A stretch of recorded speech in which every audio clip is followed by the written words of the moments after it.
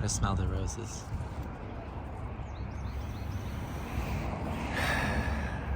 Okay, one more.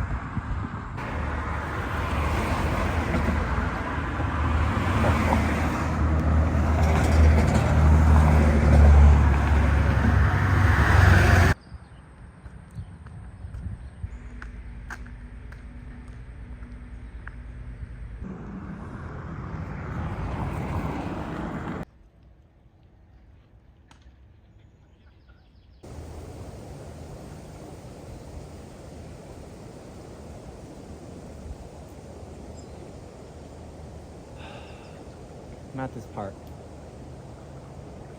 and my dad used to take me here a lot. Maybe not a lot, but I don't really remember because it's been a long time since he passed. And I still think about him sometimes, especially when I'm out here where he used to live.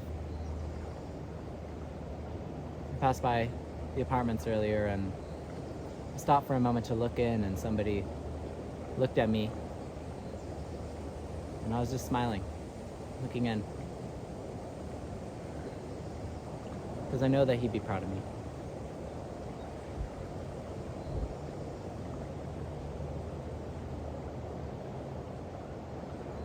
I'm not mad that he's gone.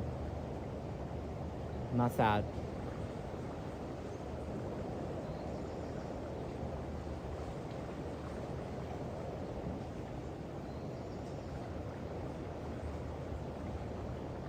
I'm happy that he was here.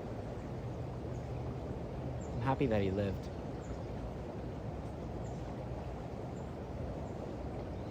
I'm happy that I'm here. You know, there are these 3 phrases I tell myself a lot. I say, get over yourself. I say, swallow your pride. And I say, you are beautiful. And what I'm getting at with these 3 phrases is really just one point. That I am part of this plan, which is so much greater than me, that I cannot see or understand.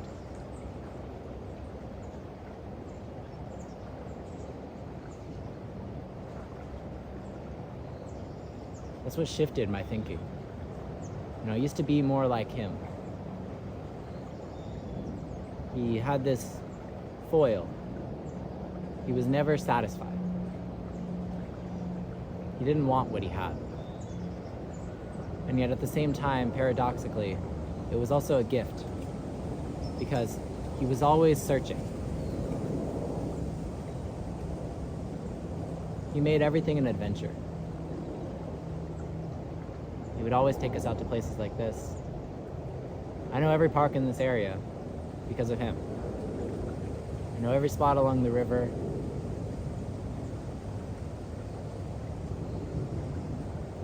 I know every little shortcut to the river. And I know it all because of him. It's something my grandma had to remind me of. The way he would do that. It's something that I took for granted because I couldn't see it. And I couldn't see how much that was reflected in me. Because I am always searching. And yet I found my satisfaction. I found my satisfaction in simply knowing. Knowing that I have a purpose. Knowing that everything is going to work out. Knowing that life has meaning. That my life has meaning to others. And that's enough. It's enough to make every single day worth it. And yet here I am, out here, searching, just like he taught me to, just like I saw in him, and yet couldn't see it myself somehow. I inherited it.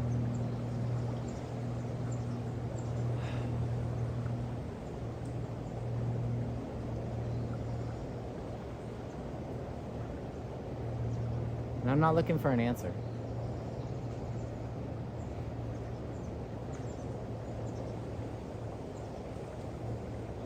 I'm actually looking for the right questions. And I don't need any answers. Because my purpose is to inspire others. And you can do that just by asking the right question at the right time. That changes everything. For me, I was at the lowest point of my life yet, and nothing made me happy. And all I wanted was to use drugs or die. And the question that changed everything for me was, what's it all for? Why am I doing this? What am I doing? See, that's the beautiful thing about a question, is that it just leads to more questions. And everything in life is a rabbit hole. And it doesn't need to make sense, because we don't need to know what the plan is. We just need to know, what do I need to do right now? Everything is about the moment. Everything is about right here. And everything else ahead is a mystery. And everything that was is just a ripple that we'll forget one day. Right here, right now is where we have control over our lives.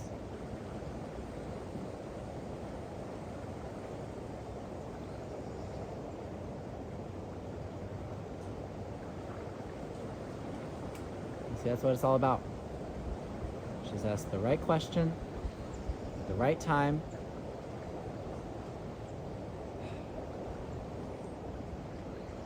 And it's perfect.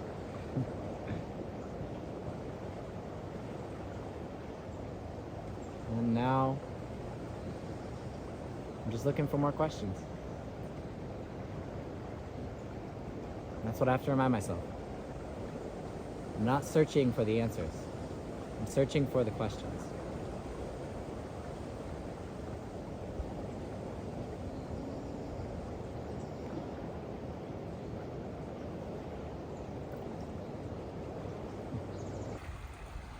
Whenever he would take us here, I always wanted to swim to that island.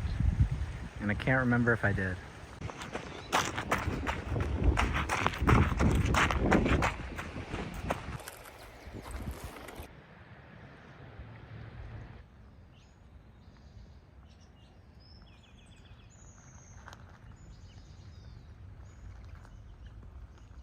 You know, this video was originally going to be about EVs. Earlier on my walk, I was looking to see if I could find a Ford F-150 Lightning, because I think that's a really interesting truck, especially because it looks so much like its gas counterpart that you can't even tell it apart unless you know what you're looking for.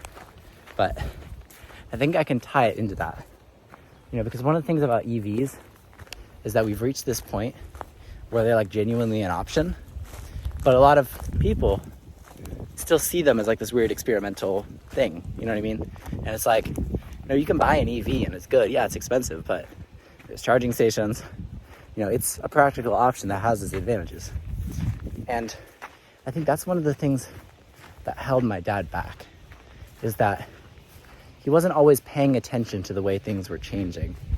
You know, a lot of times he pressured us, at least it felt like he pressured us, but he wanted us to learn things like how to play football, or like, you know, spend less time gaming. You know what I mean? You wanted all these things for us. And I don't think he really understood that like the world had changed from what he knew, and that those things have become optional.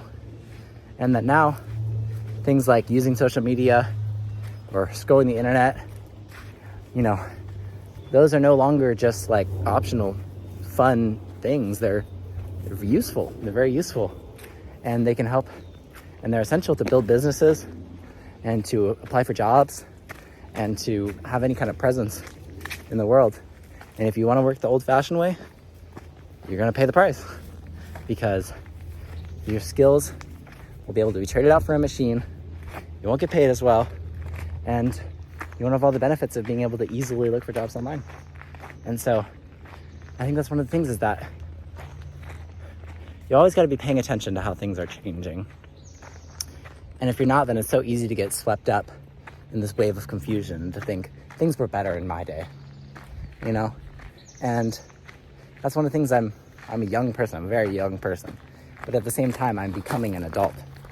And so I'm steering this wave of trying to understand what lessons and things from my childhood serve me today, and what things have become antiquated and are no longer useful. Because you'd be surprised how much things can change inside a decade, especially with today's rapidly evolving technologies, you know. And things that I knew, like, here's a great example with smartphones, which is what I'm recording this on right now. You know, smartphones aren't built like they used to be, you know. We're past the day and age of putting your phone in a bag of rice if it gets wet, you know what I mean? Or it breaking if it lands on its side. Like, we're beyond that. And yet, I think some people still view these smartphones as like these fragile objects. You know, they're built to land on their camera and to land on their face and to land on their side. And they're built to get scratched on the screen. And the cases are built better now, you know? And it's like, if we're not always paying attention to the way things are changing, then, you know, we're gonna keep around all this useless stuff. Like, I still know that if a phone gets wet, you can put it in a bag of rice and it can dry off as long as you do it quickly. But like, I don't need to know that anymore, because new high quality phones don't need that. They're waterproof and dust proof and scratch resistant. And it's like, you know, our brains only have this limited capacity of what we're able to store and to remember. And, you know, a lot of times I found forgetting isn't so bad. You know, I'm just gonna say it. Forgetting is a good thing. You know, as long as we remember what's important and we're always paying attention to what's changing and what no longer serves us, then there's tons of stuff I'm happy to forget, you know? And I've forgotten a lot of stuff that happened with my dad because he's not around anymore, and I don't need to navigate that relationship anymore. You know, and it's not that it doesn't mean anything to me, but how do I get back to the park? This way. Okay. It's just that it doesn't serve me anymore, and that it's just a memory now. And, you know, I'll always remember the way that he made me feel, but all the little things I just forget, and I'm happy to. And a lot of things from my childhood I just forget. And I remember what serves me, though. I remember the lessons that I learned, and those I will not forget. Maybe the coping mechanisms I'll throw away, you know, and the defense mechanisms and all of those things, but the lessons, that's what matters.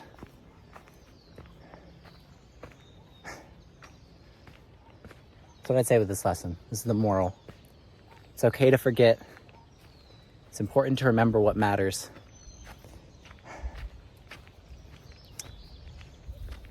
Find peace in knowing, and find purpose in questioning.